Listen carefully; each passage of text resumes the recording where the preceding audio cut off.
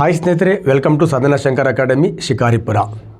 So ಸ್ನೇಹಿತರೆ, ಈ ವಿಡಿಯೋದಲ್ಲಿ ನಾನು ನಮ್ಮ CTET and KTET central TET ಎಕ್ಸಾಮ್ಗೂ ಮತ್ತು ಕರ್ನಾಟಕ TET ಎಕ್ಸಾಮ್ಗೂ ಏನು ವ್ಯತ್ಯಾಸ ಇದೆ, ಯಾರೆಲ್ಲ ಎಕ್ಸಾಮ್ಗಳನ್ನು ಬರೀಬಹುದು, ಆ ಎಕ್ಸಾಮ್ಗಳ ಕಟ್ ಆಫ್ ಏನಿದೆ ಅದ್ರ ಬಗ್ಗೆ ಇನ್ ಡೀಟೇಲ್ ಆಗಿರತಕ್ಕಂಥ ಇನ್ಫಾರ್ಮೇಷನನ್ನು ಕೊಡ್ತೀನಿ ಸ್ನೇಹಿತರೆ. ಈ CTET ಮತ್ತು KTETಯ ಬಗ್ಗೆ ನಿಮಗೆ ಡಿಫ್ರೆನ್ಸನ್ನು ಕೊಡೋ ಮುಂಚೆ ಒಂದು ಏನೋ ನಿಮ್ಮ ಜೊತೆಗೆ ಮಾತಾಡಬೇಕು ಅಂತ ಅನಿಸುತ್ತೆ ಸ್ನೇಹಿತರೆ. ಏನಪ್ಪ ಅಂದರೆ ನಾವು ತುಂಬ ಜನ ಕಮೆಂಟ್ಸ್ ಮಾಡಬೇಕಾದ್ರೆ ಸರ್ ನಾನು ಕ್ವಾಲಿಫೈ ಇದ್ದೀನಾ, ಸರ್ ಇಷ್ಟು ಓದಿದ್ರೆ ನಾನು ಕ್ವಾಲಿಫೈ ಇದ್ದೀನಾ ಅಂತ. ಒಂದೊಂದು ಸತ್ಯ, ನೀವು ಕರ್ನಾಟಕ TET ಎಕ್ಸಾಮ್ ಆದರೂ ಬರೀರಿ, ಆರ್ ಸೆಂಟ್ರಲ್ TET ಎಕ್ಸಾಮ್ ಆದರೂ ಬರೀರಿ, ನೀವು D.Ed ಮತ್ತು B.Ed ಮಾಡಿರಬೇಕು. ಕ್ಲಿಯರ್? ನೋಡಿ, ಈ D.Ed ಮತ್ತು B.Ed ಮಾಡಿರ್ತಕ್ಕಂಥವ್ರ ಮನಸ್ಥಿತಿ ಹೆಂಗಿದೆ ಅಂದರೆ, ಒಂದು ಮೇಷ ಆಗಲೇಬೇಕು ಅಂತ ಹಠ. ನೋಡಿ ಸ್ನೇಹಿತರೆ, ಯಾರ ಮನಸ್ಥಿತಿ ಬದಲಾಗುವುದಿಲ್ಲ, ಅವರ ಪರಿಸ್ಥಿತಿ ಎಂದಿಗೂ ಕೂಡ ಬದಲಾಗೋದಿಲ್ಲ. ನಾವು TET ಅಂದರೆ ನಾವು ಈ D.Ed ಮತ್ತು B.Ed ಮಾಡಿರ್ತಕ್ಕಂಥದ್ದು ಮೇಷ ಆಗಬೇಕಂತ ಏನಲ್ಲ. ಶಾಲೆಯಲ್ಲಿ ಟಾಪರ್ ಇದ್ವಿ, ನಾವು PUCಯಲ್ಲಿ ಟಾಪರ್ ಇದ್ವಿ, ನಾವು D.Ed ಮಾಡಿದ್ವಿ. ಡಿಗ್ರಿಯಲ್ಲಿ ಟಾಪರ್ ಇದ್ವಿ, ನಾವು B.Ed ಮಾಡಿದ್ವಿ ಅಲ್ವಾ. ನಾವು ಮೇಷ ಆಗಲೇಬೇಕಂತ D.Ed ಮತ್ತು B.Ed ಮಾಡಿಲ್ಲ. ಇದ್ಯಾಕಪ್ಪ ಹೇಳ್ತಾ ಇದ್ದೀನಿ ಅಂದರೆ, ಸಿಂಪಲ್, ಈ D.Ed ಮಾಡಿಕೊಂಡು B.Ed ಮಾಡ್ಕೊಂಡಿರ್ತಾರಲ್ಲ, ಆಲ್ರೆಡಿ ಈಗ D.Ed ಮಾಡ್ಕೊಂಡಿರೋರು ಕೂಡ ಮತ್ತೆ ಡಿಗ್ರಿಯನ್ನು ಕ್ರಾಸ್ ಮಾಡ್ಕೊಂಡಿರ್ತಾರೆ. ಯಾರೇ ಡಿಗ್ರಿ ಕ್ರಾಸ್ ಮಾಡಲಿ, ಅವನು KS ಎಕ್ಸಾಮನ್ನು ಬರಿಬೋದು, IAS ಎಕ್ಸಾಮನ್ನು ಬರಿಬೋದು, SDA FDA ಎಕ್ಸಾಮ್ಗಳನ್ನು ಕ್ರ್ಯಾಕ್ ಮಾಡ್ಬೋದು. ನೆಕ್ಸ್ಟ್ ಗ್ರೂಪ್ C ಅಂತಹ ಒಳ್ಳೆ ಡಿಪಾರ್ಟ್ಮೆಂಟಲ್ಲಿರ್ತಕ್ಕಂಥ SDA FDA ಹುದ್ದೆಗಳನ್ನು ಕ್ರ್ಯಾಕ್ ಮಾಡಬಹುದು. ಅನೇಕ ಹುದ್ದೆಗಳಿದೆ ಸ್ನೇಹಿತರೆ. ಆ ಅನೇಕ ಹುದ್ದೆಗಳನ್ನು ಯಾರು B.Ed ಮಾಡಿಲ್ಲ, ಯಾರು D.Ed ಮಾಡಿಲ್ಲ, ಯಾರು ಕಷ್ಟಪಟ್ಟು ಒದ್ದಾಡಿಕೊಂಡು ಡಿಗ್ರಿ ಪಾಸ್ ಮಾಡಿದ್ದಾನೆ ಅವ್ನು ಮಾಡಬೇಕಂತ ನಿಮ್ಮ ಮನಸ್ಸು ಇಲ್ಲ ಸ್ನೇಹಿತರೆ. ನಿಮಗೂ ಕೂಡ ಅದರ ಅವಕಾಶ ಇದೆ, ನಿಮಗೆ ಮ್ಯಾಕ್ಸಿಮಮ್ ಅವಕಾಶ ಇರೋದು. ಯಾಕಂದರೆ ನೀವು D.Ed ಮತ್ತು B.Ed ಮಾಡಿದ್ದೀರಾ ಅಂದರೆ ಫಸ್ಟ್ ನಿಮ್ಮ ಮಾನಸಿಕ ಸ್ಥಿತಿಯನ್ನು ಕೂಡ ಅರ್ಥ ಮಾಡ್ಕೊಳ್ಳೋ ಕೆಪಾಸಿಟಿ ಇದೆ, ಹೊರಗಡೆ ಎಕ್ಸಾಮ್ನ ಮಾನಸಿಕ ಸ್ಥಿತಿಯನ್ನು ಕೂಡ ಅರ್ಥ ಮಾಡ್ಕೊಳ್ಳೋ ಕೆಪಾಸಿಟಿ D.Ed ಮತ್ತು B.Ed ಮಾಡಿರೋರಿಗಿದೆ ಸ್ನೇಹಿತರೆ. ನೀವು ಈ TET ಅಂತಹ ಎಕ್ಸಾಮ್ಗಳನ್ನು ಬರೀರಿ, ಮೇಷ್ಗಳಾಗಿ, ಟೀಚರ್ಸ್ಗಳಾಗಿ. ಒಳ್ಳೆ ನಮ್ಮ ದೇಶ ಭವ್ಯ ಭಾರತ ಜಗತ್ತಲ್ಲಿ ಬೆಳಿಬೇಕಪ್ಪ ಅಂದರೆ ಶಿಕ್ಷಕರ ಪಾತ್ರ ತುಂಬಾ ಇದೆ. ನಿಮಗೆ ಆ ಶಿಕ್ಷಕರ ಹುದ್ದೆ ಆಗಿಲ್ಲ ಅಂದರೆ ಹೊಡಿ ಹಲಿಗೆ KS ಮಾಡಿ, IAS ಮಾಡಿ, FDA ಮಾಡಿ, ಟೀಚರ್ಸ್ಗಿಂತ ದೊಡ್ಡ ಕನಸುಗಳನ್ನು ಈಡೇರಿಸ್ಕೊಳ್ಬೋದು ಅಂತ ಹೇಳ್ತಾ ಸ್ವಲ್ಪ ಸ್ಟ್ರೀಮ್ ಲೈನನ್ನು ಚೇಂಜ್ ಮಾಡಿ, ಮನಸ್ಸನ್ನು ಟ್ರಾನ್ಸ್ಮಿಟೇಷನ್ ಮಾಡಿ. ನಾನು D.Ed ಮಾಡಿರೋದೇ ಮೇಷ ಅನ್ನೋ ಮಾನಸಿಕ ಸ್ಥಿತಿಯಿಂದ ಹೊರಗಡೆ ಬನ್ನಿ, ನಾನು B.Ed ಮಾಡಿರೋದೇ ಮೇಷ ಆಗೋಕ್ಕೆ ಅನ್ನೋ ಮಾನಸಿಕ ಸ್ಥಿತಿಯಿಂದ ಹೊರಗಡೆ ಬನ್ನಿ. ಟ್ರೈ ಮಾಡಿ, ಆಗಿಲ್ಲ ಅಂದರೆ ಹೊಡಿ ಹಲಿಗೆ KSಗೆ ಟ್ರೈ ಮಾಡಿ, SDಗೆ ಟ್ರೈ ಮಾಡಿ, FDಗೆ ಟ್ರೈ ಮಾಡಿ, IASಗೆ ಟ್ರೈ ಮಾಡಿ. ಇಲ್ಲ, ಬ್ಯೂಟಿಫುಲ್ ಆಗಿರ್ತಕ್ಕಂಥ ಒಂದು ಜಾಬನ್ನು ನೀನೇ ಕ್ರಿಯೇಟ್ ಮಾಡೋ ಹಾಗೆ, ನೀನೇ 100 ಜನಕ್ಕೆ ಕೊಡೋ ಹಾಗೆ ಮನಸ್ಸಿನ ಸ್ಥಿತಿಯನ್ನು ಬದಲಾವಣೆ ಮಾಡ್ಕೊಳ್ಳಿ ಅಂತ ಹೇಳ್ತಾ ಒಂದು ಬ್ಯೂಟಿಫುಲ್ ಆಗಿರ್ತಕ್ಕಂಥ ಈ ಡಿಫ್ರೆನ್ಸನ್ನು ನಿಮಗೆ ಹೇಳ್ತಾ ಬರ್ತೀನಿ ಸ್ನೇಹಿತರೆ. ನೋಡಿ, ಈಗ ನಾವು last month Karnataka TET exam ಏನಿದೆ, ಆ ಕರ್ನಾಟಕ TET ಎಕ್ಸಾಮನ್ನು ಬರೆದು ಕೆಲವರು ಕ್ವಾಲಿಫೈಡ್ ಆಗಿದ್ದೀವಿ, ಕೆಲವರು ಕ್ವಾಲಿಫೈಡ್ ಆಗಿಲ್ಲ. ಆಲ್ರೆಡಿ ಹೇಳಿದ್ದೆ ನಾನು, ಕರ್ನಾಟಕ TET ಎಕ್ಸಾಮ್ಗೆ ಯಾರು ಕ್ವಾಲಿಫೈಡ್ ಆಗಿದ್ದೀರಿ ಎಲ್ರಿಗೂ ಕೂಡ ಬೆಸ್ಟ್ ಆಫ್ ಲಕ್. ಯಾರು ಕ್ವಾಲಿಫೈಡ್ ಆಗಿಲ್ಲ ಕರ್ನಾಟಕ TET ಎಕ್ಸಾಮ್ಗೆ ಅಂದರೆ ನೀವು ಓದಿರ್ತಕ್ಕಂಥದ್ದು ಅದರಲ್ಲಿ ಬಂದಿಲ್ಲ, ಹಾಗಾಗಿ ನೀವು ಕ್ವಾಲಿಫೈಡ್ ಆಗಿಲ್ಲ. ಈಗ ನೀವು ಓದಿರ್ತಕ್ಕಂಥದ್ದು ಸೆಂಟ್ರಲ್ TET ಎಕ್ಸಾಮಿಗೆ ಬರ್ಬೋದು, CTETಯಲ್ಲಿ ಬರ್ಬೋದು. ಅಲ್ಲೂ ಬರಲಿಲ್ಲ ಅಂದರೆ ನಿಮ್ಮ ಹಣೆ ಬರದಲ್ಲಿ IAS ಬರೆದಿರ್ಬೋದಲ್ಲ, ನಿಮ್ಮ ಹಣೆ ಬರದಲ್ಲಿ KS ಬರ್ದಿರ್ಬೋದಲ್ಲ, ನಿಮ್ಮ ಹಣೆ ಬರದಲ್ಲಿ ಒಳ್ಳೆ FDA ರ್ಯಾಂಕ್ ಬಂದು ವಿಧಾನಸೌಧದಲ್ಲಿ ಕೆಲಸ ಮಾಡೋದು ಬರ್ದಿರ್ಬೋದಲ್ಲ. ಬಿಡಿ, ಯಾಕೆ ಟೆನ್ಷನ್ ತೊಗೋತೀರಾ? ಹಾಗಾಗಿ ಕರ್ನಾಟಕ TET ಎಕ್ಸಾಮ್ ಏನು ಬರೆದಿದ್ದೀರಾ, ಕ್ವಾಲಿಫೈಡ್ ಆಗಿದ್ದೀರಾ ಆರ್ ಕ್ವಾಲಿಫೈಡ್ ಆಗಿ. ನೋಡಿ, ಈ ಸದ್ಯದ ಮಟ್ಟಿಗೆ ಕರ್ನಾಟಕ TET ಮತ್ತು ಸೆಂಟ್ರಲ್ TET ಎಕ್ಸಾಮ್ ಏನಿದೆಯಲ್ವಾ, ಇವೇನು ಎರ್ರಾಬಿರಿ ಸ್ಕೋರ್ ಮಾಡಬೇಕಂತ ಏನಿಲ್ಲ, ಎರಡೂ ಕೂಡ ಕ್ವಾಲಿಫೈಡ್ ಎಕ್ಸಾಮ್ಗಳೇ.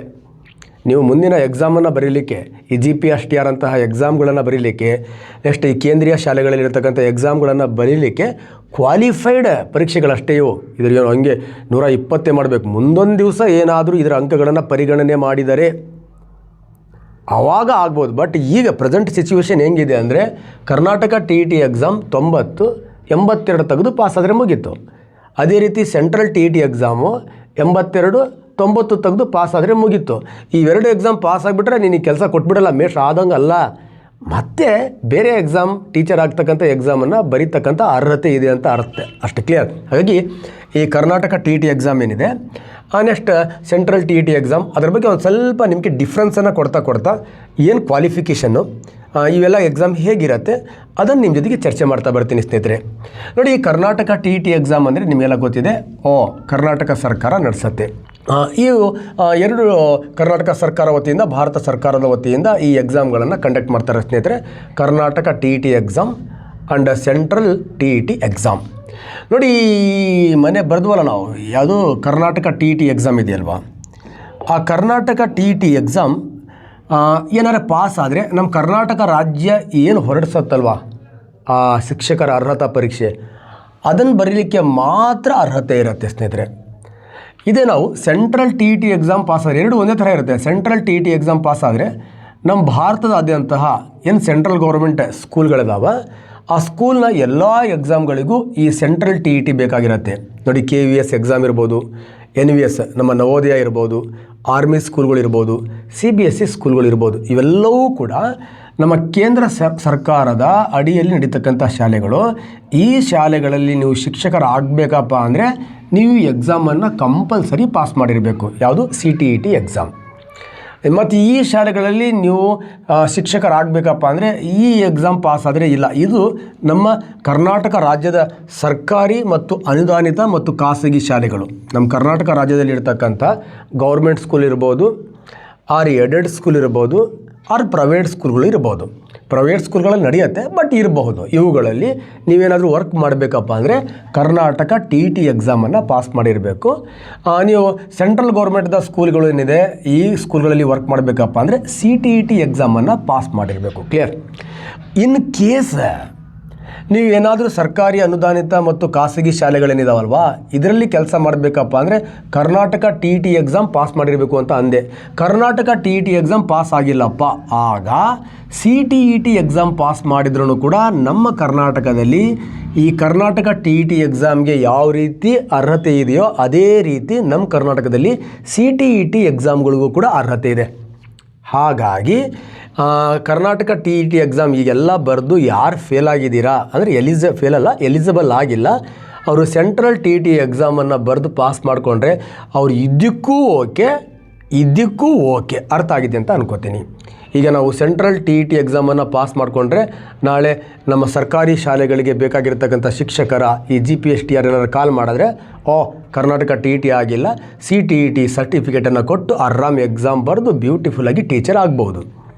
ನೀವೇನಾದ್ರು ಏಡೆಡ್ ಸ್ಕೂಲಲ್ಲಿ ಜಾಯ್ನ್ ಆಗಬೇಕಪ್ಪ ಅಂದರೆ ಸರ್ಕಾರ ಏನಾದರೂ ನಿಮಗೆ ಈ TET ಸರ್ಟಿಫಿಕೇಟನ್ನು ಕೇಳಿದ್ರೆ ನೀವು CTET ಸರ್ಟಿಫಿಕೇಟನ್ನು ಕೊಟ್ಟು ಆರಾಮಾಗಿ ನಾವು ನಮ್ಮ ಕರ್ನಾಟಕ ರಾಜ್ಯದಲ್ಲಿರ್ತಕ್ಕಂಥ ಅನುದಾನಿತ ಶಾಲೆಗಳಿಗೆ ಜಾಯ್ನ್ ಆಗ್ಬೋದು. ಅಂದರೆ ಕರ್ನಾಟಕ ರಾಜ್ಯದಲ್ಲಿ ಕರ್ನಾಟಕ TET ಎಕ್ಸಾಮನ್ನು ಪಾಸ್ ಆದರೆ ಮಾತ್ರ ಅಲ್ಲ, ಇದಾಗಿಲ್ಲ ಅಂದರೆ ಇದು ಪಾಸ್ ಆದ್ರೂ ಇಲ್ಲಿ ನಿಮಗೆ ಎಲಿಜಿಬಿಲಿಟಿ ಇದೆ. ಬಟ್ ಇದು ಮಾತ್ರ ಕರ್ನಾಟಕ ರಾಜ್ಯಕ್ಕೆ ಮಾತ್ರ. ಇದು ದೇಶದಲ್ಲಿರ್ತಕ್ಕಂತಹ ಕೆಲವೊಂದು ರಾಜ್ಯಗಳಿಗೆ, ಅಂದರೆ ದೇಶದಲ್ಲಿರ್ತಕ್ಕಂಥ ದೇಶೀಯ ಕೇಂದ್ರ ಸರ್ಕಾರದ ಎಲ್ಲ ಶಾಲೆಗಳಿಗೆ ಮತ್ತು ಕೆಲವೊಂದು ರಾಜ್ಯದ ಶಾಲೆಗಳಿಗೂ ಕೂಡ ಅನ್ವಯನ ಇದೆ. ಅಂತಹ ರಾಜ್ಯಗಳಲ್ಲಿ ಕರ್ನಾಟಕ ರಾಜ್ಯನೂ ಕೂಡ ಒಂದು. ನಮ್ಮ ಕರ್ನಾಟಕ ರಾಜ್ಯದಲ್ಲಿ KTET ಪಾಸ್ ಆದ್ರೂ ಕೆಲಸ ಕೊಡ್ತಾರೆ ಶಾಲೆಗಳಲ್ಲಿ, ಅದಾಗಿಲ್ಲ CTET ಪಾಸ್ ಆದ್ರೂ ಕೂಡ ನಮ್ಮ ಕರ್ನಾಟಕ ರಾಜ್ಯದ ಶಾಲೆಗಳಲ್ಲಿ ನಿಮಗೆ ಟೀಚರ್ ಆಗ್ತಕ್ಕಂಥ ಅರ್ಹತೆ ಇದೆ. ಕ್ಲಿಯರ್ ಅಂತ ಅಂದ್ಕೊಳ್ತೀನಿ. ನೆಕ್ಸ್ಟ್, ಪರೀಕ್ಷೆಯ ಭಾಷೆ ನಮ್ಮ ಕರ್ನಾಟಕನೇ ಆಗಿರೋದ್ರಿಂದ ಕನ್ನಡ ಇರುತ್ತೆ, ಇಂಗ್ಲೀಷ್ ಇರುತ್ತೆ. ಸೊ ನೆಕ್ಸ್ಟ್ ಇಲ್ಲಿ ಇಡೀ ದೇಶದಾಗಿರೋದ್ರಿಂದ ಇಂಗ್ಲೀಷ್ ಇರುತ್ತೆ, ಹಿಂದಿ ಇರುತ್ತೆ ಮತ್ತು ಅವ್ರವ್ರ ರಾಜ್ಯಗಳಲ್ಲಿ ಇರ್ತಕ್ಕಂಥ ಭಾಷೆಗಳಿರುತ್ತೆ.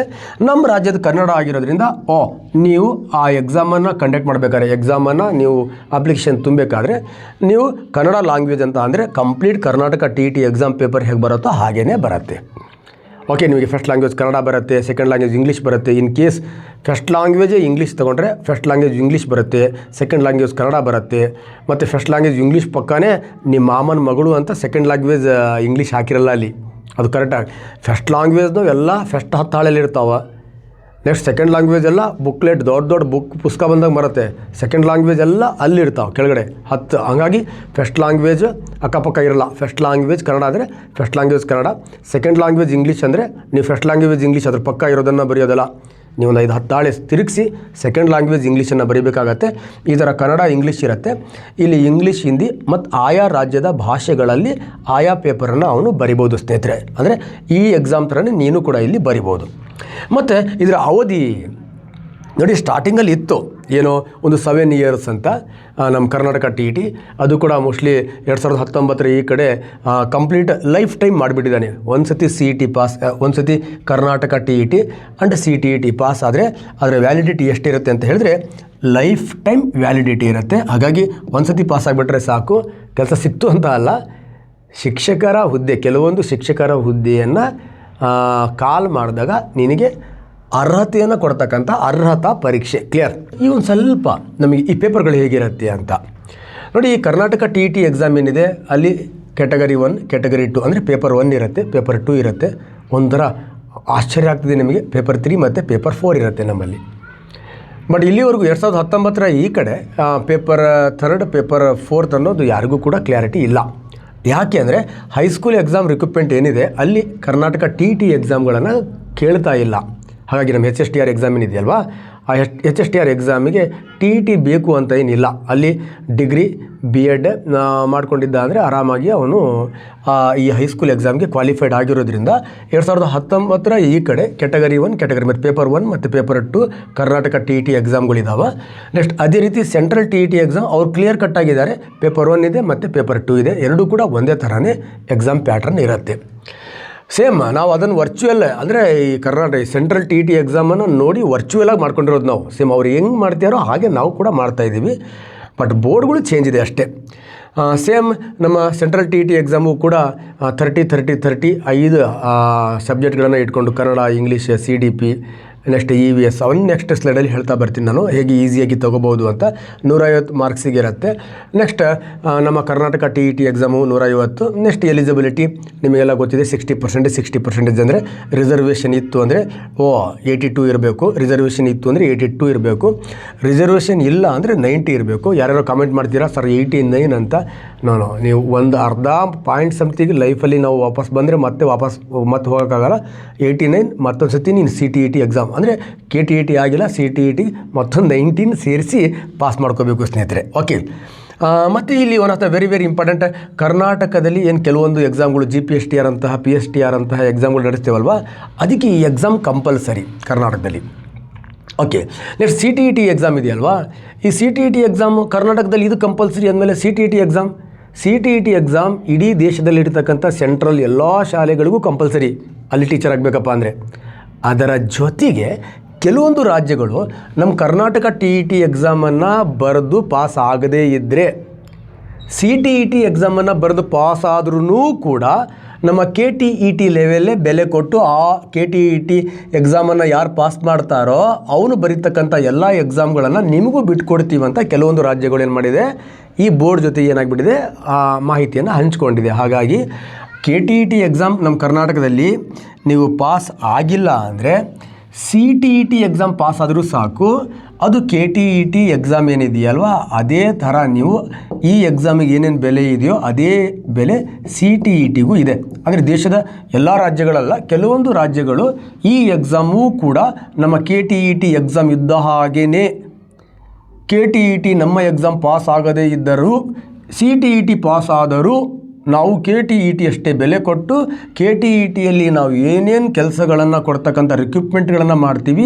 ಆ ಎಲ್ಲ ರಿಕ್ರೂಟ್ಮೆಂಟ್ಗಳನ್ನು CTETಗೆ ಕೊಡ್ತೀವಿ ಅಂತ ಆ ಒಂದು ಕೆಲವೊಂದು ರಾಜ್ಯಗಳು ಏನು ಮಾಡಿದೆ ಇದರ ಮಾನದಂಡವನ್ನು ಕೊಟ್ಟಿರೋದ್ರಿಂದ ಅದರಲ್ಲಿ ಕರ್ನಾಟಕನೂ ಒಂದು ಆಗಿರೋದ್ರಿಂದ ಏನು ಕರ್ನಾಟಕ TET ಎಕ್ಸಾಮ್ ಪಾಸ್ ಆಗಿಲ್ಲ ಅಂದರೆ ನೋ ಟೆನ್ಷನ್, CTET ಪಾಸ್ ಆದರೆ ಆ KTET ಪಾಸ್ ಅದಕ್ಕಿಂತನೂ ಸ್ಟ್ಯಾಂಡರ್ಡೇ ಏನು. ಕ್ಲಿಯರ್? ಹಾಗಾಗಿ ಈಗೇನು CTET ಎಕ್ಸಾಮ್ ಇದೆ ಫೆಬ್ರವರಿ 8ಕ್ಕೆ ಎಲ್ಲ ಪಾಸ್ ಆಗಲಿ ಅಂತ ಸಾಧನಾ ಶಂಕರ್ ಅಕಾಡೆಮಿ ನಿಮ್ಮ ಜೊತೆಗೆ ಮತ್ತಷ್ಟು ವೀಡಿಯೋಗಳನ್ನು ಶೇರ್ ಮಾಡ್ತಾ ಬರುತ್ತೆ ಸ್ನೇಹಿತರೆ. ಓಕೆ, ಇದು ರಾಜ್ಯ ಮಟ್ಟದ ಅರ್ಹತಾ ಪರೀಕ್ಷೆ, ಇದು ಕೇಂದ್ರ ಮಟ್ಟದ ಅರ್ಹತಾ ಪರೀಕ್ಷೆ. ಕೇಂದ್ರ ಮಟ್ಟದ ಅರ್ಹತಾ ಪರೀಕ್ಷೆ ಜೊತೆಗೆ ನಮ್ಮ ರಾಜ್ಯ ಮಟ್ಟದ ಅರ್ಹತಾ ಪರೀಕ್ಷೆಗೂ ಕೂಡ ಅಷ್ಟೇ ಮೌಲ್ಯವನ್ನು ಹೊಂದಿರತಕ್ಕಂತಹ ಪರೀಕ್ಷೆ. ನೆಕ್ಸ್ಟ್ ಇದು ಸೆಲೆಕ್ಷನ್, ಎರಡರೂ ಕೂಡ ಸೆಲೆಕ್ಷನ್ ಕ್ರೈಟೀರಿಯಾ ಏನಾಗಿರುತ್ತೆ ಒಂದೇ ಇರುತ್ತೆ. ಬಟ್ ಸ್ವಲ್ಪ ನಮ್ಮ ಸೆಂಟ್ರಲ್ ಎಕ್ಸಾಮ್ಗಳಲ್ಲಿ ರಿಸರ್ವೇಷನ್ಸ್ಗಳು ಚೇಂಜ್ ಆಗ್ತಾ ಇರುತ್ತೆ. SCಯಲ್ಲಿ ಬೇರೆ ಬರ್ತಿರ್ತಾರೆ ಏನೇನೋ, ಅದನ್ನು ಸ್ವಲ್ಪ ಒಂದು ಸತಿ ನೋಡ್ಕೊಳ್ಳಿ ರಿಸರ್ವೇಷನ್ ಲಿಸ್ಟಲ್ಲಿ ಯಾರ್ಯಾರು ಇದ್ದೀರಾ ಅಂತ. ಸೊ ನಿಮಗೆಲ್ಲ ಗೊತ್ತಿರೋ ಹಾಗೆ ಮತ್ತೆ ಕೆಲವರು ಕಾಮೆಂಟ್ ಮಾಡಿದ್ದಾರೆ, ಸರ್ ನಾನು ಡಿಪ್ಲೊಮೊ ಮಾಡಿದ್ದೀನಿ, ನಾನು ಡಿಪ್ಲೊಮೊ ಎಲೆಕ್ಟ್ರಿಕಲ್ ಮಾಡಿದ್ದೀನಿ, ನಾನು TET ಎಕ್ಸಾಮಿಗೆ ಬರಿಬೋದಾ? ಪೇಪರ್ ಫಸ್ಟ್ ಬರಿಲ್ಲ, ಪೇಪರ್ ಸೆಕೆಂಡ್ ಬರಿಲ್ಲ. ಇಲ್ಲಿ ತಲೆಯಲ್ಲಿ ಇಟ್ಕೊಳ್ಳಿ, ಇಲ್ಲಿ TET ಎಕ್ಸಾಮ್ ಬರಿಬೇಕಪ್ಪ ಅಂದರೆ ನಿಮಗೆ ಈ ಡಿಪ್ಲೊಮೊ ಆಗಿರಲೇಬೇಕು, ಡಿಪ್ಲೊಮೊ ಇನ್ ಎಜುಕೇಷನ್ PUC ಮೇಲೆ ಆಗಿರಬೇಕು. ಅದಕ್ಕೆ equivalent diploma in elementary education ಅಂತ ಇದೆ, ಅದಾಗಿರಬೇಕು. ನೆಕ್ಸ್ಟ್ ಡಿಗ್ರಿ ಮೇಲೆ ಬ್ಯಾಚುಲರ್ ಆಫ್ ಎಜುಕೇಷನ್. ಈ 2 ಎಕ್ಸಾಮ್ ಬರೆದು ಪಾಸ್ ಆಗಿದ್ದರೆ ಮತ್ತು ಬರಿತಾ ಇರೋರಿಗೆ, ಕ್ಲಿಯರ್, ಈ ಎಕ್ಸಾಮಲ್ಲಿ ಆಲ್ರೆಡಿ ಓದ್ತಾ ಇದ್ದಾರಲ್ಲ ಅವರಿಗೆ ಈ TET ಎಕ್ಸಾಮ್ ಇರ್ತಕ್ಕಂಥದ್ದು, ಟೀಚರ್ ಎಲಿಜಿಬಿಲಿಟಿ ಟೆಸ್ಟ್, ಕ್ಲಿಯರ್. ಹಾಗಾಗಿ D.Ed ಆಗಿರಬೇಕು, B.Ed ಆಗಿರಬೇಕು. D.Ed ಅಥವಾ B.Ed ಆಗಿದ್ದರೆ ಈ TET ಎಕ್ಸಾಮ್ KTET ಎಕ್ಸಾಮ್ ಆದರೂ ಆಗಿರಲಿ, CTET ಎಕ್ಸಾಮ್ ಆದರೂ ಆಗಿರಲಿ, ಇದು ಬರೀತಕ್ಕಂಥ ಅರ್ಹತೆ ಇದೆ ಅಂತ. D.Ed ಆದವರಿಗೆ ಫಸ್ಟ್ ಪೇಪರ್ ಇರುತ್ತೆ, B.Ed ಆದವರಿಗೆ ಸೆಕೆಂಡ್ ಪೇಪರ್ ಇರುತ್ತೆ.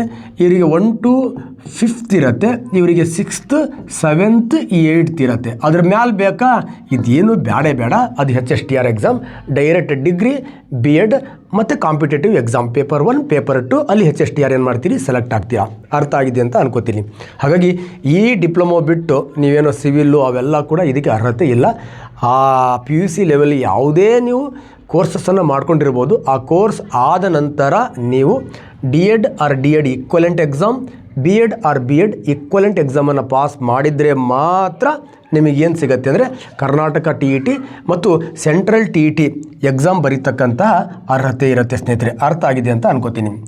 ನೆಕ್ಸ್ಟ್ ನಿಮಗೆಲ್ಲ ಗೊತ್ತಿದೆ ಆಲ್ರೆಡಿ ನಿಮಗೆ ಈ TET ಎಕ್ಸಾಮ್ ಹೇಗಿರುತ್ತೆ, KTETನಾದರೂ CTETನಾದರೂ ಆಗಿರಲಿ, ಸಿಂಪಲ್ ಕನ್ನಡ ಇರುತ್ತೆ, ಕನ್ನಡ. ನೆಕ್ಸ್ಟ್ ಇಂಗ್ಲೀಷ್ ಇರುತ್ತೆ. ಈಸಿಯಾಗಿ ನಾನು ಮತ್ತೊಂದು ಸತಿ ಹೇಳ್ಬಿಡ್ತೀನಿ, ನಾನು ಆ ವಿಜಿ ಜೊತೆಗೆ ಹೇಳಿದ್ದೀನಿ, ಈ ಒಬ್ಬನೇ ಹೇಳ್ತೀನಿ ನೋಡಿ. ಇಂಗ್ಲೀಷ್ ಇರುತ್ತೆ, ನೆಕ್ಸ್ಟ್ CDP ಇರುತ್ತೆ, ಚೈಲ್ಡ್ ಡೆವಲಪ್ಮೆಂಟ್ ಆ್ಯಂಡ್ ಪೆಡಗಾಗಿ ಅಂತ ಇರುತ್ತೆ. ನೆಕ್ಸ್ಟ್ ಮ್ಯಾಥ್ಸ್ ಇರುತ್ತೆ, ಮ್ಯಾಥ್ಸ್.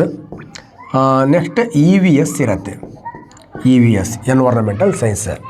ನೋಡಿ ಇವೆಲ್ಲವೂ ಕೂಡ ಎಷ್ಟು ಮಾರ್ಕ್ಸಿಗಿರುತ್ತೆ ಅಂದರೆ 30ಗಿರುತ್ತೆ, ನೆಕ್ಸ್ಟ್ 30ಗಿರುತ್ತೆ, ನೆಕ್ಸ್ಟ್ 30ಗಿರುತ್ತೆ, ನೆಕ್ಸ್ಟ್ 30ಗಿರುತ್ತೆ, ನೆಕ್ಸ್ಟ್ 30ಗಿರುತ್ತೆ. ಮೆಂಟಬಿಲಿಟಿ ಬರುತ್ತೆ 3 5 15 150 ಮಾರ್ಕ್ಸಿಗೆ ಇರುತ್ತೆ. ಇಲ್ಲಿ ಮ್ಯಾಥ್ಸ್ EVS ಅಂತ ಹಾಕಿರೋದ್ರಿಂದ ಇದನ್ನು ನಾವೇನಂತ ಕನ್ಸಿಡರ್ ಮಾಡ್ತೀವಿ, ಪೇಪರ್ ಫಸ್ಟ್ ಅಂತ ಕನ್ಸಿಡರ್ ಮಾಡ್ತೀವಿ. ಹಾಗಾದ್ರೆ ಪೇಪರ್ ಸೆಕೆಂಡ್ ಹೆಂಗಿರುತ್ತೆ? ಸೇಮ್ ಇರುತ್ತೆ. ಪೇಪರ್ ಸೆಕೆಂಡ್ ಅಂದರೆ ಅದನ್ನು ಒಂಥರ ಇದಲ್ಲ, ಸ್ವಲ್ಪ ಹೈಯರ್ 6 ಇಂದ 8 ಈ ಕ್ಲಾಸ್ನವರಿಗೆ ನಾವು ಟೀಚರ್ ಆಗಬೇಕಪ್ಪ ಅಂದರೆ ಪೇಪರ್ ಸೆಕೆಂಡ್, B.Ed ಆದಮೇಲೆ ಪೇಪರ್ ಸೆಕೆಂಡನ್ನು ನಾವು ಫೇಸ್ ಮಾಡಬೇಕಾಗತ್ತೆ. ಅಲ್ಲೂ ಕೂಡ ಕನ್ನಡ 30 ಇರುತ್ತೆ, ನೆಕ್ಸ್ಟ್ ಇಂಗ್ಲೀಷ್ 30 ಇರುತ್ತೆ, CDP 30 ಇರುತ್ತೆ, ಮ್ಯಾಥ್ಸ್ ಸಿಂಪಲ್ 30 ಇರುತ್ತೆ, ಸೈನ್ಸ್ 30 ಇರುತ್ತೆ. One of the very important ಇಲ್ಲಿ ಸೈನ್ಸ್ 30 ಇರುತ್ತೆ. ಇದು ಸೈನ್ಸ್ ಕೆಟಗರಿ ಅವರಿಗೆ. ಅದೇ ಸೋಷಿಯಲ್ ಸೈನ್ಸ್ ಇದಾರಲ್ಲ, ಸಮಾಜಶಾಸ್ತ್ರ ಆರ್ ಸಮಾಜ ವಿಜ್ಞಾನ ಇದಾರಲ್ಲ, ಅವರಿಗೆ ಸೇಮ್ 60 ಅಂತ ಇರುತ್ತೆ. 60ಅಲ್ಲಿ ಏನು ಮಾಡ್ತಾನೆ, ಸಿಂಪಲ್ ಅಲ್ಲಿ ಮತ್ತು ಅವನು ಬೈಫರ್ಗೇಷನ್ ಮಾಡ್ತಾನೆ. ಹೀಗೆ ಹಿಸ್ಟ್ರಿಗಿಷ್ಟು, ಎಕನಾಮಿಕ್ಸಿಗಿಷ್ಟು, ಪೊಲಿಟಿಕಲ್ ಸೈನ್ಸಿಗಿಷ್ಟು, ಜಿಯೋಗ್ರಫಿಗಿಷ್ಟು, ಸೋಷಿಯಾಲಜಿಗೆ ಇಷ್ಟು ಅಂತ. ಸೊ ಈ ಥರ ಆ ಸೋಷಿಯಲ್ ಸೈನ್ಸನ್ನು ಈ ಸಬ್ಜೆಕ್ಟ್ ಇದೆಯಲ್ವಾ, ಇದರಲ್ಲಿ ಏನು ಮಾಡ್ತಾನೆ ಅವನು ಕ್ಲಾಸಿಫಿಕೇಷನ್ ಮಾಡ್ತಾನೆ. ಕ್ಲಿಯರ್, ಅರ್ಥ ಆಗಿದೆ ಅಂತ ಅನ್ಕೋತೀನಿ. ಈಗ ನಿಮಗೆ ಪೇಪರ್ 1 ಆದರೂ ಇರಲಿ, ಪೇಪರ್ 2 ಆದರೂ ಇರಲಿ, ಇದರಲ್ಲಿ ಈಸಿಯಾಗಿ ಹೇಗೆ ನೀವು ಫೇಸ್ ಮಾಡಬೇಕು ಅನ್ನೋದನ್ನು ನಾನು ಕರ್ನಾಟಕ TET ಎಕ್ಸಾಮಲ್ಲಿ ಹೇಳಿದ್ದೀನಿ ಮತ್ತು ವಿಜಿ ಜೊತೆಗೆ ಹೇಳ್ತೀನಿ. ಈಗ ಮತ್ತೆ ಹೇಳ್ತೀನಿ ನಾನು. ಇಲ್ಲಿ ಕನ್ನಡ ಏನಿದೆ ಅದರಲ್ಲಿ ನಿಮಗೆ 15 ಮಾರ್ಕ್ಸು ಗದ್ಯ ಮತ್ತು ಪದ್ಯ ಅಂದರೆ ಅಲ್ಲೇ ಕ್ವಶನ್ಸ್ ಇರುತ್ತೆ. ನೀವು ಅಲ್ಲೇ ಅದನ್ನು ರೆಡಿ ಮಾಡಿ ಅಲ್ಲೇ ಆ ಬುಕ್ಲೆಟಲ್ಲೇ ಇರುತ್ತೆ, ಫಸ್ಟ್ ಬುಕ್ಲೆಟ್. ನೀವು ಎಲ್ಲಾರೆ ಪೇಪರ್ ಲ್ಯಾಂಗ್ವೇಜ್ ಫಸ್ಟ್ ಕನ್ನಡ ಅಂತ ತೊಗೊಂಡ್ರೆ ಫಸ್ಟ್ ಹಾಳೆಗೆ ಇರುತ್ತೆ. ಓಕೆ, ಸೆಕೆಂಡ್ ಲ್ಯಾಂಗ್ವೇಜ್ ಕನ್ನಡ ಅಂತ ಅಂದರೆ ಮತ್ತು ಅಲ್ಲಿ ಹಾಕಿದರೆ ಚೆಂಬು ಒಂದು 5-6 ಹಾಳೆ ತಿರುಗಿಸ್ಬೇಕು, ಅಲ್ಲಿ ಬರೆದಿರ್ತಾನೆ ಅವನು ಸೆಕೆಂಡ್ ಲ್ಯಾಂಗ್ವೇಜ್ ಅಂತ. ಆ ಫಸ್ಟ್ ಲ್ಯಾಂಗ್ವೇಜ್ ಕನ್ನಡ ಏನಿದೆ ಅದರಲ್ಲಿ ಏನು 30 ಪ್ರಶ್ನೆಗಳಿದೆ. 30 ಪ್ರಶ್ನೆಗಳಲ್ಲಿ ಈ 15 ಪ್ರಶ್ನೆಗಳೇನಿದೆ ಅದಕ್ಕೆ ಅಲ್ಲೇ ಪ್ಯಾರಾಗ್ರಾಫ್ ಕೊಟ್ಟಿರ್ತಾನೆ. ಆ ಪ್ಯಾರಾಗ್ರಾಫಲ್ಲಿ ಇರ್ತಕ್ಕಂತಹ ಆ ಪ್ಯಾರಾಗ್ರಾಫನ್ನು ಓದಿ ಆ ಪ್ರಶ್ನೆಗಳಿಗೆ ಉತ್ತರ ಮಾಡೋದು. ಅದೇ ರೀತಿ ಇಂಗ್ಲೀಷಲ್ಲೂ ಕೂಡ ಸೇಮ್ 15 ಕ್ವಶನ್ಸ್ಗಳು ಪ್ಯಾರಾಗ್ರಾಫ್, ಪ್ರೋಸ್ ಮತ್ತು ಪೊಯೆಟ್ರಿಯನ್ನು ಓದಿ ನೀವು ಆನ್ಸರ್ ಮಾಡೋದು. ಇದು ನನ್ನ ಪ್ರಕಾರ ಈಸಿ ಅಂತ, ನನ್ನ ಪ್ರಕಾರ ಕ್ಲಿಯರ್, ಈಸಿ. ಇದ್ರ ಜೊತೆಗೆ ಮತ್ತೊಂದು 5 ಆಡ್ ಮಾಡಿ, ಮತ್ತೊಂದು 5 ಆಡ್ ಮಾಡಿ. ಇದು ಟೀಚಿಂಗ್ ಟೆಕ್ನಿಕ್ಸ್. ಇಂಗ್ಲೀಷ್ ಸಬ್ಜೆಕ್ಟನ್ನು ನೀನು ಪಾಠ ಮಾಡಬೇಕಾದ್ರೆ ಯಾವ ಟೆಕ್ನಿಕ್ಸ್ಗಳನ್ನು ಬಳಸಿ ಮಾತಾಡ್ತೀಯ ಅಂದರೆ ಪಾಠ ಮಾಡ್ತೀಯಾ ಅಂತ. ಕನ್ನಡ ಸಬ್ಜೆಕ್ಟನ್ನು ಪಾಠ ಮಾಡೋದಾದರೆ ನೀವು ಯಾವ ಟೆಕ್ನಿಕ್ಸ್ಗಳನ್ನು ಬಳಸಿ ಕವಿ ಕಾದಂಬರಿ ಅವುಗಳನ್ನು ಹೆಂಗೆ ಪರಿಚಯ ಮಾಡ್ತೀಯ ಅಂತ ಒಂದು ಸ್ವಲ್ಪ ಸೆನ್ಸ್ ಇದ್ದರೆ ಈ 5 ಮಾರ್ಕ್ಸನ್ನು ಆರಾಮ್ ತೊಗೊಂಡು 20 ಆರಾಮಾಗಿ ತೊಗೊಳ್ಬೋದು ನಾವು. ನೆಕ್ಸ್ಟ್ CDP ಏನಿದೆ, ಇಲ್ಲಿ ನಮಗೆ ಒಂದು ಸ್ವಲ್ಪ ಹುಷಾರಾಗಿರಬೇಕು. ಒಂದು 15ರಿಂದ 20 ಕ್ವಶನ್ ಡೈರೆಕ್ಟ್ ಎಜುಕೇಷನಲ್ ಸೈಕಾಲಜಿ ಅಂದರೆ ಮಕ್ಕಳ ಮನೋವಿಜ್ಞಾನದ ಮೇಲೆ ಇರುತ್ತೆ. ಇಲ್ಲಿ ವಾಮದೇವಪ್ಪನ ಪುಸ್ತಕ ಇರ್ಬೋದು. ಮತ್ತು ಹೊಸತಿ ತುಂಬ ಕಾಮೆಂಟ್ ಮಾಡಿದ್ದೀರಾ ಯಾವ ಪುಸ್ತಕ ಅಂತ. ನನಗೆ ಕ್ಲೀನಾಗಿ ಅರ್ಥ ಆಗಿರೋ ಪುಸ್ತಕ ಯಾವುದಪ್ಪ ಅಂತ ಕೇಳಿದ್ರೆ ಈ D.Ed ಮತ್ತು B.Ed DSRT ಅವರು ಪ್ರಿಂಟ್ ಹಾಕಿರ್ತಕ್ಕಂತಹ ಡಯಟ್ಗಳಲ್ಲಿ ಸಿಗುತ್ತೆ ಪುಸ್ತಕ. First year D.Ed, second year D.Ed ಅಂತ. ಆ D.Ed ಪುಸ್ತಕಗಳು ಅಂದರೆ ಗೌರ್ಮೆಂಟ್ ಎಡಿಷನ್, ಅದು ತುಂಬಾ ಚೆನ್ನಾಗಿದೆ. ಆ ಪುಸ್ತಕಗಳನ್ನು ಓದ್ಬಿಟ್ರೆ ನಾವು 15ರಿಂದ 20 ಮಾರ್ಕ್ಸ್ ಆರಾಮಾಗಿ ಈ ಚೈಲ್ಡ್ ಡೆವಲಪ್ಮೆಂಟ್ ಸೈಕಾಲಜಿ ಅಂದರೆ ಎಜುಕೇಷನಲ್ ಸೈಕಾಲಜಿ ಮೇಲೆ. ನೆಕ್ಸ್ಟ್ ಮತ್ತೊಂದು 10 ಕ್ವಶನ್ರಿಂದ 8 ಕ್ವಶನ್ ಪೆಡಗಾಗಿಗಿರುತ್ತೆ. ಈ ಪೆಡಗಾಗಿ ಏನಿದೆ, ಬೋಧನಾ ತಂತ್ರಗಳು ಏನಿದೆ, ಆ ಪೆಡಗಾಗಿ ಇಲ್ಲಿ 8, ಇಲ್ಲಿ 5 ಮತ್ತು ಇಲ್ಲಿ ರಿಪೀಟ್ ಆಗ್ತಾ ಬರುತ್ತೆ. ಸೊ ಮ್ಯಾಥ್ಸಲ್ಲಿ ಇಲ್ಲೂ ಕೂಡ ಅಷ್ಟೇ ಒಂದು 25 ಕ್ವಶನ್ ಮ್ಯಾಥ್ಸ್ ಇರ್ಬೋದು, ಅಥವಾ 20-21 ಕ್ವಶನ್, ಮತ್ತೊಂದು minimum 5 question maths teaching technology ಮೇಲೆ ಇರುತ್ತೆ. ಏನು EVS ಇದೆ, EVSಲ್ಲೂ ಕೂಡ 25 ಕ್ವಶನ್ EVSಗೆ ಸಂಬಂಧಪಟ್ಟಂತೆ ದಟ್ ಟೀಚಿಂಗ್ ಟೆಕ್ನಾಲಜಿಲಿ ಮತ್ತು 5 ಕ್ವಶನ್ ಇರುತ್ತೆ. ಹಾಗೆ ಟೀಚಿಂಗ್ ಟೆಕ್ನಾಲಜಿಯನ್ನು ಓದೋದ್ರಿಂದ, ಪೆಡಗಾಗಿಯನ್ನು ಓದೋದ್ರಿಂದ 5 + 5 10, 20 ಮತ್ತು ಇಲ್ಲೊಂದು 8, 28. ಇಲ್ಲಿ ಪುಕ್ಸಾಟೆ ಒಂದು 30, ದಟ್ ಈಸ್ 58. ಆಮೇಲೆ ಮಾತ್ರ ಮತ್ತು 50 ನಮ್ಮ ಸಬ್ಜೆಕ್ಟ್ ಸಿಗುತ್ತೆ. ಆ 58 ಅಂದರೆ 60 ಆದಮೇಲೆ ಈ ಸಬ್ಜೆಕ್ಟಲ್ಲಿ 50ರಲ್ಲಿ ಒಂದು 30 ತೆಗೆದ್ರೂ ಕೂಡ ನಾವು ಈಸಿಯಾಗಿ ಪೇಪರ್ 1 ಪಾಸ್ ಮಾಡ್ಬೋದು, ಪೇಪರ್ 2 ಕೂಡ ಪಾಸ್ ಮಾಡ್ಬೋದು, ಕರ್ನಾಟಕ TET ಎಕ್ಸಾಮು ಪಾಸ್ ಮಾಡ್ಬೋದು, ಸೆಂಟ್ರಲ್ TET ಎಕ್ಸಾಮು ಕೂಡ ಪಾಸ್ ಮಾಡಬಹುದು. ಬಟ್ ಈಗ ಇದೇನೋ ಮುಗಿದು ಹೋಗಿರೋ ಕತೆ, Karnataka TET exam, central TET ಎಕ್ಸಾಮ್ಗೆ ಇವೆರಡೂ ಬರೀತಕ್ಕಂತಹ ಸಮಯ ನಿಮ್ಮ ಹತ್ರ ಇನ್ನೂ ಉಳ್ಕೊಂಡಿದೆ. ಹೆಂಗೆ ಓದಬೇಕೀಗ?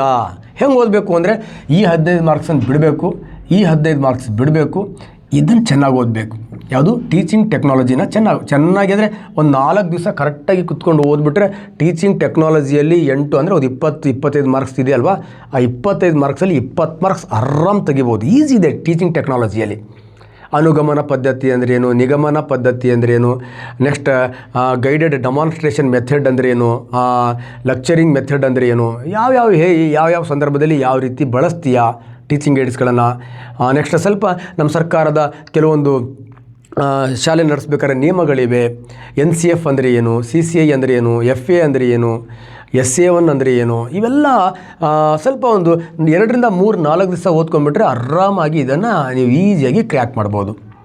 ಇಲ್ಲಿ ಇದೆಯಲ್ವ, ಇಲ್ಲಿ ಏನು 20-25 ಮಾರ್ಕ್ಸ್ ಏನು ಬರ್ತಾ ಇರುತ್ತಲ್ವ, ಇದನ್ನು ನೀವೊಂದು 15 ದಿವಸ ಓದಬೇಕು, ಮಿನಿಮಮ್ 15 ಡೇಸ್. ಈ 20 ಮಾರ್ಕ್ಸನ್ನು ಓದಿ ಅರ್ಥ ಮಾಡ್ಕೋತಾ ಹೋಗ್ಬೇಕು. ಎಜುಕೇಷನಲ್ ಸೈಕಾಲಜಿನ ನೀನು ಓದ್ತಿದ್ದೀಯ ಅಂದರೆ ನಿನ್ನ ಎದುರುಗಡೆ ಒಂದು ಸಣ್ಣ ವಿದ್ಯಾರ್ಥಿ ಕೂತಿರ್ಬೇಕು.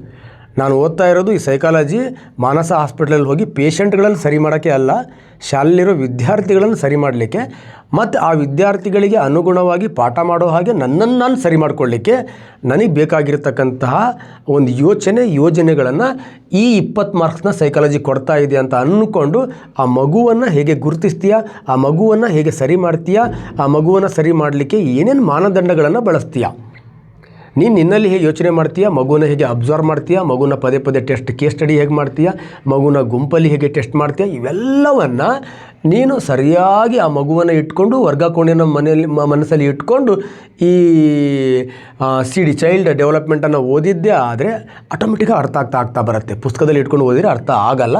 ಹಾಗಾಗಿ ಈ 20 ಮಾರ್ಕ್ಸಿಗೆ ಒಂದು 10-15 ದಿವಸ ತೆಗೀರಿ. ಮತ್ತು ನಿಮ್ಮ ಸಬ್ಜೆಕ್ಟ್ ಏನಿದೆಯಲ್ವಾ, ಮ್ಯಾಥ್ಸು, ಸೈನ್ಸು, ಈ ಸಬ್ಜೆಕ್ಟ್ಗಳಿಗೆ ಉಳ್ಕೊಂಡಿರ್ತಕ್ಕಂಥ ಒಂದು 25 ದಿವಸನ ಹಾಕಿ. ಓಕೆ, ಆಟೋಮೆಟಿಕ್ಕಾಗಿ ಸೆಂಟ್ರಲ್ TET ಎಕ್ಸಾಮ್ ಪಾಸ್ ಆಗುತ್ತೆ. ಅಲ್ಲಿವರೆಗೂ ಸಾಧನಾ ಶಂಕರ್ ಅಕಾಡೆಮಿ ನಿಮ್ಮ ಜೊತೆಗಿರುತ್ತೆ. ಕಮೆಂಟ್ಸ್ ಮಾಡಿ, ನೀವು ಕಮೆಂಟ್ಸ್ ಮಾಡಿದಾಗ ಏನೇ ಡೌಟ್ ಇದ್ರೂ ಅದನ್ನು ಕ್ಲಾರಿಫೈಡ್ ಮಾಡ್ತಕ್ಕಂಥ ಕೆಲಸವನ್ನು ಈ ಟೀಮ್ ಮಾಡುತ್ತೆ ಅಂತ ಹೇಳ್ತಾ, ಭಗವಂತ ನಿಮ್ಮೆಲ್ರಿಗೂ ಈ ಎಕ್ಸಾಮ್ ಪಾಸ್ ಮಾಡ್ತಕ್ಕಂಥ ಶಕ್ತಿ ಕೊಡಲಿ. ಪಾಸ್ ಆಗಿಲ್ಲ ಅಂದರೆ ನೂರಾರು ಕೆಲಸಗಳನ್ನು ಕೊಡುವಷ್ಟು ದೊಡ್ಡ ವ್ಯಕ್ತಿಗಳಾಗಿ ಬೆಳೀರಿ. ಒಳ್ಳೊಳ್ಳೆಯ ಸರ್ಕಾರದ ಹುದ್ದೆಗಳಿದೆ. ಈ TETನ ಪಾಸ್ ಮಾಡೋದು ಈ ಮೇಷ ಆಗಲೇಬೇಕು ಅನ್ನೋ ಮಾನಸಿಕ ಸ್ಥಿತಿಯಿಂದ ಹೊರಗಡೆ ಬನ್ನಿ. ಎಲ್ರಿಗೂ ಭಗವಂತ ಒಳ್ಳೇದು ಮಾಡಲಿ. ನಮಸ್ಕಾರ.